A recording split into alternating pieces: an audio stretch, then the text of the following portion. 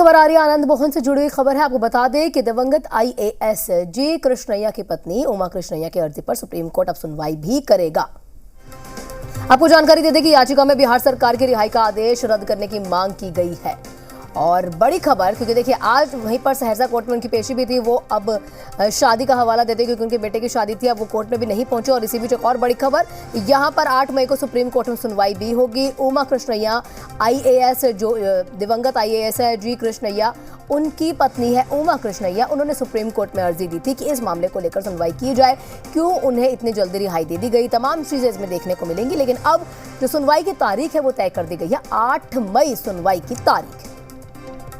बड़ी खबर, 8 मई को सुप्रीम कोर्ट इस मामले में सुनवाई करेगा। तमाम चीजें इसमें देखी गई थी। आपको बता दें कि इस जो पूरे मामले को है राजनीति से जुड़ा हुआ, क्योंकि ये पूरा देखा जा रहा है मामला, और कई लोगों का कहना है कि ये पूरा जो रिहाई दी गई है वो राजनीति से प्रेरित है कहीं ना कहीं। और आपको ये भी जानकारी दी कि उमा कृष्णैया ने भी जब जी मीडिया से खास बातचीत की थी, उस दरमियान उन्होंने भी कहा था कि आनंद मोहन की रिहाई राजनीति से प्रेरित होकर ही की गई है। और तमाम चीज़ें अब देखने को मिलेगी। तमाम जो सवाल है खड़े होते हैं कि कैसे रिहाई हो गई, क्योंकि कई चीज़ें भी थी, कई नियम थे इसमें बनाए हुए, उन नियमों का उल्लंघन करते हुए ये चीज़ें देखने को मिल रही थी कि किसी भी तरह की अगर ऐसी चीज़ें होती हैं तो वहाँ पर अब रिहाई नहीं दी जानी चाहिए। और उसी मामले को लेकर सहरसा कोर्ट में आज उनकी पेशी थी, तमाम चीज़ें देखने को मिल रही थी।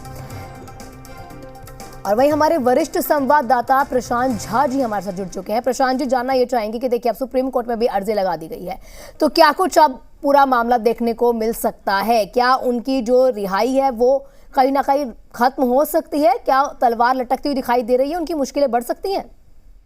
देखिए आना, सबसे बड़ी बात यह थी कि जब उमा जी कृष्णैया ने सुप्रीम कोर्ट का दरवाजा खटखटाया था और उन्होंने पूरे मामले को वहां सुप्रीम कोर्ट पर रखा था, अपनी याचिका दायर की थी, जिसमें उन्होंने कहा था कि आनंद मोहन की रिहाई जो है बिल्कुल गलत तरीके से बिहार सरकार ने किया है, तो उस याचिका को सुप्रीम कोर्ट ने स्वीकार कर लिया है। अब 8 मई को यानी 8वें दिन इसकी सुनवाई होगी, जिस पर सुप्रीम कोर्ट का जो फैसला होगा वो बहुत ही इंपॉर्टेंट होगा। वो जानने वाला होगा कि आखिर सुप्रीम कोर्ट इस पूरे मामले पर सरकार को क्या निर्देश देती है, या सरकार ने जो जेल मैनुअल में तब्दीली की है, जो उसको ओमिट किया है, उसको फिर से कैसे जुड़वाया जाएगा।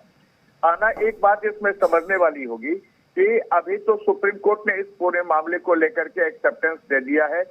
सबसे बड़ी बात है कि पटना हाई कोर्ट में भी 2 रिट याचिका इसमें दायर किया गया है। एक अमर ज्योति की तरफ से दायर किया गया है, तो दूसरी तरफ अमिताभ दास जो पूर्व आईपीएस हैं, उन्होंने भी इस मामले को लेकर के हाईकोर्ट का दरवाजा खटखटाया है। यानी कुल मिला के कहें तो बिहार सरकार के फैसले के खिलाफ जिस तरह से लोगों ने न्यायालय का शरण लिया, और न्यायालय का जो रुख है वो सुप्रीम कोर्ट के रुख से पता चल रहा है कि कैसे एक्सेप्ट कर लिया गया है याचिका को। और निश्चित तौर पर इस याचिका के सुनवाई के बाद जैसा अंदाजा लगाया जा रहा है, जो कानूनविद बता रहे हैं, उसके मुताबिक बहुत बड़ा फैसला आ सकता है। यह फैसला निश्चित तौर पर आनंद मोहन के खिलाफ जा सकता है। आना, लेकिन प्रशांत जी देखिए, पहले भी सुप्रीम कोर्ट में, अगर आपको भी याद हो या पता भी हो, कि पहले भी सुप्रीम कोर्ट में आनंद मोहन की तरफ से एक अर्जी दी गई थी। वो अर्जी ये थी कि भाई इस पूरी जो उम्र कैद की सजा है, ये पूरे मामले हैं, इसको कहीं ना कहीं कम किया जाए। और वहां पर भी सुप्रीम कोर्ट से पहले भी आनंद मोहन को झटका लग चुका है। वहीं पर जिस तरह से उमा का ये कहना है, उमा जी है जो, वो ये कह रही है कि भाई हमारे परिवार को तो देखा ही नहीं गया, हमें तो न्याय ही नहीं मिला।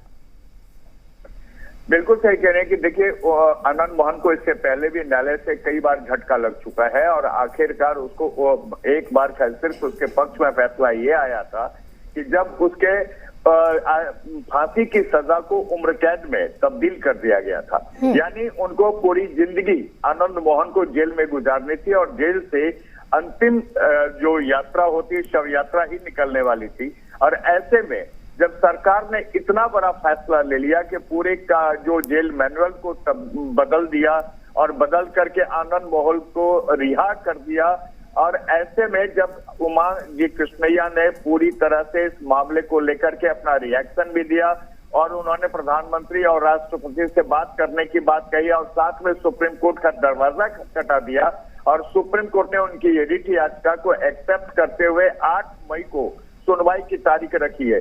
यानी आना आप समझ लीजिए कि 8 तारीख को हो सकता है कोई बड़ा फैसला ना आए, लेकिन बहुत ही जल्दी इस पूरे मामले को लेकर के सुप्रीम कोर्ट सजग रूप से इस पर फैसला देगा और वो फैसला निश्चित रूप से आनंद मोहन और बिहार सरकार के मुख्यमंत्री नीतीश कुमार के लिए बहुत ही चैलेंजिंग होगा और एक तरह से उनके लिए झटका वाला साबित हो सकता है। आना लेकिन प्रशांत जी देखिए, तमाम चीजें वही कानूनी प्रक्रिया फिर से वही बात हो जाती है कि अपनी तरफ चलेगी ही चलेगी, लेकिन वही इस पूरे मामले में जिस तरह से राजनीति रचेगी, क्योंकि देखिए जो नियमावली में चेंज किया गया है, जो भी बदलाव किए गए हो, वो 1-2 दिन के बदलाव तो है नहीं, यानी बहुत लंबे समय से, क्योंकि बदलाव बहुत लंबे समय पहले हो गए, तो कहीं ना कहीं ये पूरी प्रक्रिया थोड़े समय बाद की जानी है, इसकी जो है प्लानिंग पहले से ही चल रही थी। आना एक बात जानना होगा कि बिहार सरकार का जो जेल मैनुअल था उसको सबसे पहले उसमें एक तब्दीली हुई थी 87 में, जब केशव शास्त्री आयोग की रिपोर्ट आई थी। उसके बाद ये 2012 में उसको बदला गया था। उसमें कड़े कानून बनाए गए थे कि जेल से किन कैदियों को परिहार पर रिहाई हो सकती है या किसको पैरोल मिल सकता है, किसको कितनी सुविधा मिल सकती है। 2016 में नीतीश कुमार ने उसी जेल मैनुअल को और अधिक सख्त बना दिया था और ऐसा सख्त कर दिया था कि कोई भी व्यक्ति अगर किसी भी सरकारी अधिकारी या सरकारी सेवक की हत्या का एक्यूज होता है तो जीवन पर्यंत उसको जेल में गुजारनी होगी। लेकिन सवाल यह है कि अचानक वो बात क्यों आ गई कि नीतीश कुमार जैसे साफ सुथरा छवि वाले व्यक्ति को जेल मैनुअल में तब्दीली करना पड़ा और आनंद मोहन जैसे व्यक्ति को, जो कि जी कृष्णैया हत्याकांड का एक आरोपी रहा है, उसको उन्होंने जेल से निकाल दिया। आना प्रशांत जी हमारे साथ बने रहिए, कुछ और खबरों पर भी अपडेट आपसे लेंगे। वहीं बिहार में हो रही जातीय गणना पर रोक की मांग वाली याचिका पर भी कल पटना